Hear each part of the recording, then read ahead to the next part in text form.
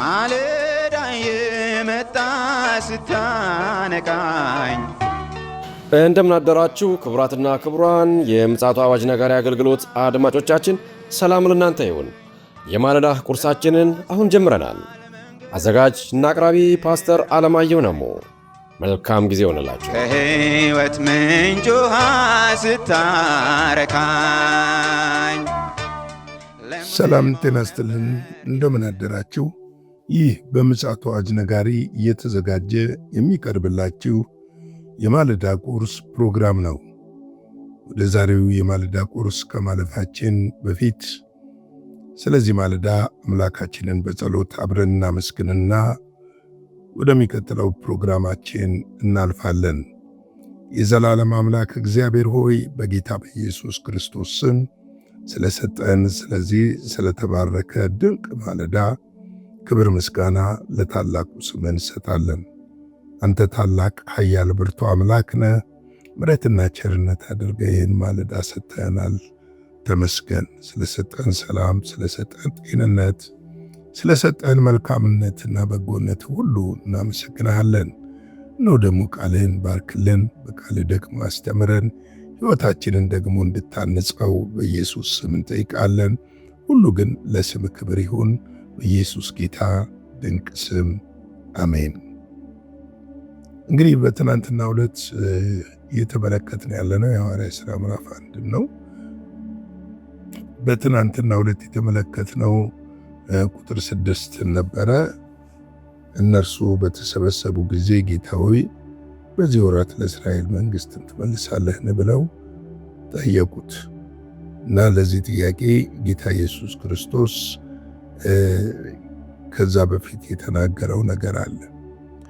ደቀ መዛሙርቱ ይፈልጉ የነበሩት የእስራኤልን መንግሥት መመለስ ነበረ። እሱ ደግሞ ከአብ ዘንድ ያለውን የተባረከውን ተስፋና በተለይም ደግሞ የእግዚአብሔር መንግሥት በመካከላቸው እንደምትሆንና ለእግዚአብሔር መንግሥት የታጩ መሆናቸውን ለዛም ተስፋ ቃል ደግሞ እንዲዘጋጁ ነበር እየነገራቸው የነበረው። እነሱ ግን መንግሥትህን መቼ ነው የምትመልሰው ይሉት ነበር። እነሱ ምድራዊውን ነገር ያስቡ ነበር፣ እሱ ደግሞ ሰማያዊውን ነገር ያስብ ነበር። መለያየታቸው እዚህ ጋር ነው። ለዚህ ነው ዛሬ የምንመለከተው ምዕራፍ ቁጥር 7 ጌታ ኢየሱስ ክርስቶስ ለዚህ ጥያቄያቸው ቀጥተኛ የሰጠው መልስ ደግሞ በዚህ ማለዳ እንመለከታለን። እርሱም አብ በገዛ ሥልጣኑ ያደረገውን ወራትና ዘመናትን ታውቁ ዘንድ ለእናንተ አልተሰጣችሁም ነው ያለው። እንድናውቅ የተሰጠን አለ፣ እንዳናውቅ የተሰጠን አለ። ምስጢር የሆነ አለ፣ ለእግዚአብሔር ብቻ የሚያውቀው አለ፣ እኛ ደግሞ የምናውቀው አለ። የእኛ ልክ አለ፣ የእግዚአብሔር ልክ አለ። አንዳንድ ጊዜ እንደ እግዚአብሔር መሆን የሚዳዳን ያወቅን ስለሚመስለን ነው። በእውነት ለመናገር ከሆነ ግን ከእግዚአብሔር ዕውቀት ምናልባትም የማንኪያን ያህል ማወቃችንን እጠራጠራለሁ። ምክንያቱም እግዚአብሔር ትልቅ ስለሆነ፣ እግዚአብሔር ገናና ስለሆነ፣ ኃይሉም ጥልቀቱም ስፋቱም የሚመረመር ስላልሆነ እግዚአብሔርን እንዲህ ነህ እንዲያ ነህ ብለን መለካት ስለማንችል፣ መጠን ስፋቱ ወርዱን ስለማናውቅ አንዳንድ ጊዜ ትንሽ ነገር ሲገለጥልን ዓለምን ሁሉ ያወቅን ወይም ፍጥረትን ሁሉ የተረዳን ይመስለናል።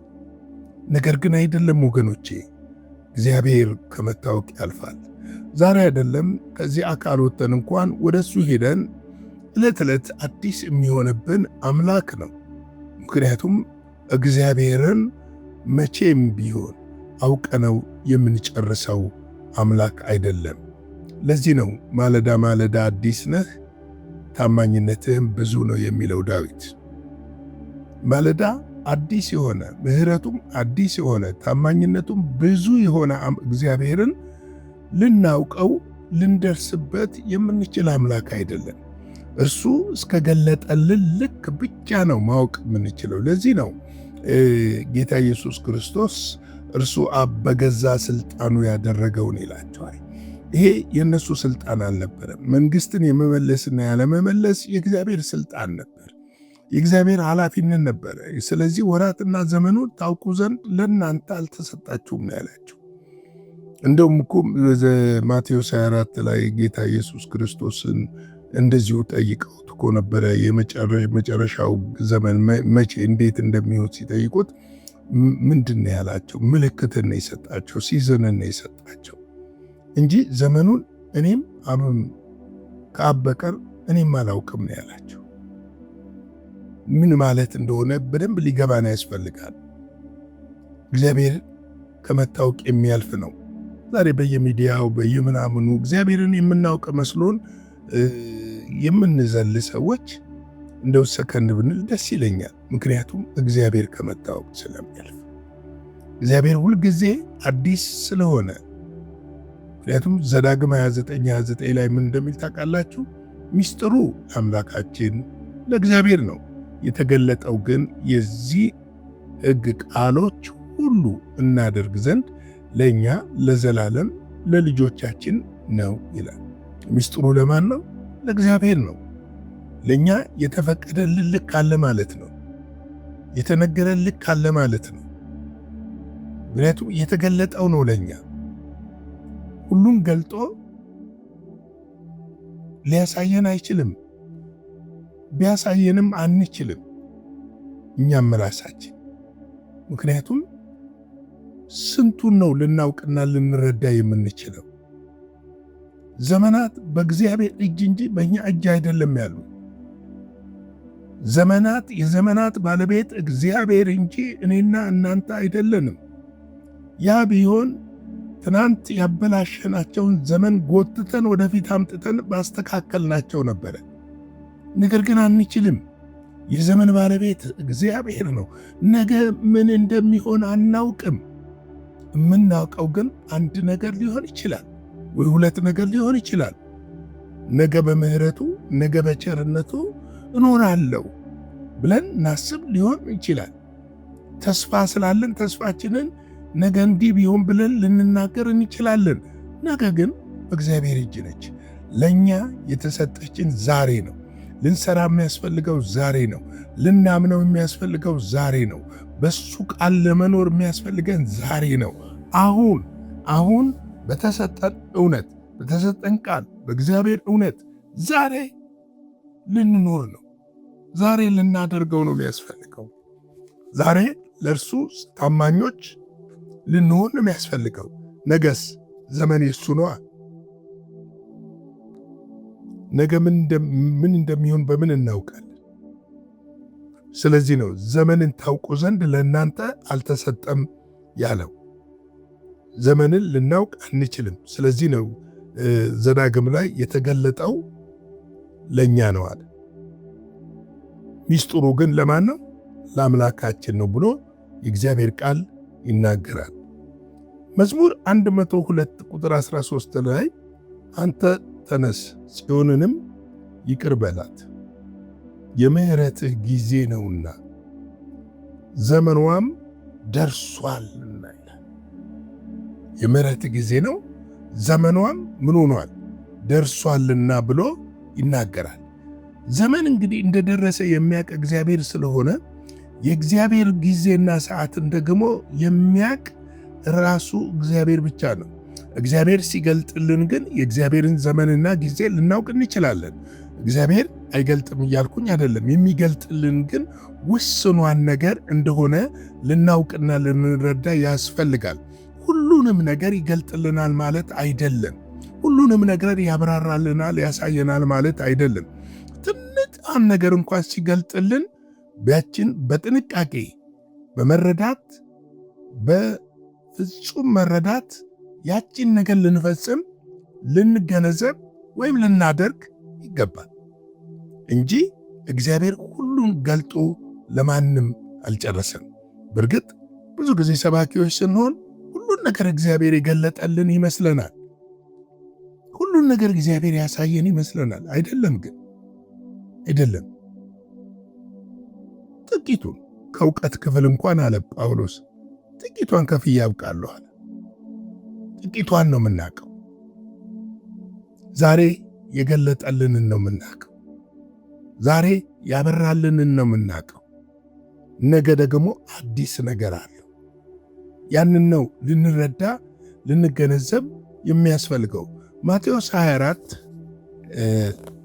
24 ቁጥር 36 ላይ የእግዚአብሔር ቃል እንደዚህ ይላል፣ ስለዚያች ቀን ስለዚያች ሰዓት ግን ከአባት ብቻ በቀር የሰማይ መላእክት ቢሆኑ ልጅ ቢሆን የሚያውቀው የለም ይላል። ስለ መዋቅር፣ ስለ ንጥቀት፣ ስለ ክርስቶስ ኢየሱስ ዳግም ምጣት፣ ስለ እግዚአብሔር መንግሥት በምድር መመስረት አለች አሁን የእግዚአብሔር መንግሥት። ነገር ግን ደግሞ በሙሉ ምስረታ ከኢየሱስ ክርስቶስ ምጽአት በኋላ የ1000 ዓመት መንግሥት ሲምስረታ ማንም የሚያውቅ የለም። ለዚያች ቀንን ለዚያች ሰዓት ግን ከአባት ብቻ በቀር ሰማይም መላእክትም ቢሆን ልጁም ቢሆን ራሱን የሚያውቅ የለም። ቀኒቱ ግን እንደነች እንደ ሌባ ነች፣ ድንገት ትመጣለች፣ ሳይታሰብ ትመጣለች። ስለዚህ ነው አብ በገዛ ስልጣኑ ያደረገውን ወራትና ዘመን ታውቁ ዘንድ ለእናንተ አልተሰጣችሁም ያላችሁ። በሌላ አባባል ምንድነው? የተሰጣችሁን ብቻ አድርጉ ነው። የተሰጣችሁን ብቻ እናንተ የተባላችሁት አሁን ተስፋውን ጠብቁ ነው። ኃይልን ትቀበላላችሁ ነው። ለዚህ ተዘጋጁ። ያ ደግሞ የማን ድርሻ ነው? የእግዚአብሔር ድርሻ ነው። ሁልጊዜ እግዚአብሔር ለነገረን ነገር፣ ለሰማነው ነገር፣ ለበራልን ነገር፣ ለታየልን ነገር ታማኞች ሆነን እናገልግል። ሌላው የእግዚአብሔር ድርሻ ነው። እንግዲህ ለዛሬ ማለዳ ያዘጋጀሁትን እዚህ ላይ ላብቃና በቀጣዩ ክፍል በነገ ማለዳ ደግሞ እንገናኛለን። እስቲ የዛሬን ከመቋጨት በፊት አጭር ጸሎት እንጸልይና እናብቃ። የዘላለም አምላክ እግዚአብሔር ሆይ ስለዚህ ማለዳ ስለ ምሕረትህና ስለ ቸርነትህ ስለ በጎነትህና መልካምነት ሁሉ እግዚአብሔር ሆይ እናመሰግናለን። በዘመን መካከል ስለምታደርገው ነገር ሁሉ ክብር ምስጋና ለአንተ ይሁን። እግዚአብሔር ሆይ ለሰጠህን ነገር ታማኞች ሆነን አንተን አገልግለን ማለት እንድንችል በጸጋህና በመንፈስህ እንድታግዘን በክርስቶስ ኢየሱስ ስም እንጠይቃለን።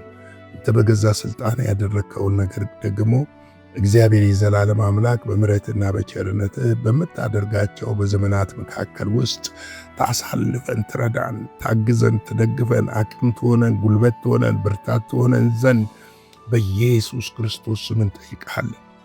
ስለ ሁሉ ነገር ተመስገን። ይህንን ቀን ባርክልን፣ ወደ መሸፍነን፣ ከክፉ ሁሉ ሰውረን። በኢየሱስ ጌታ ድንቅ ስም አሜን።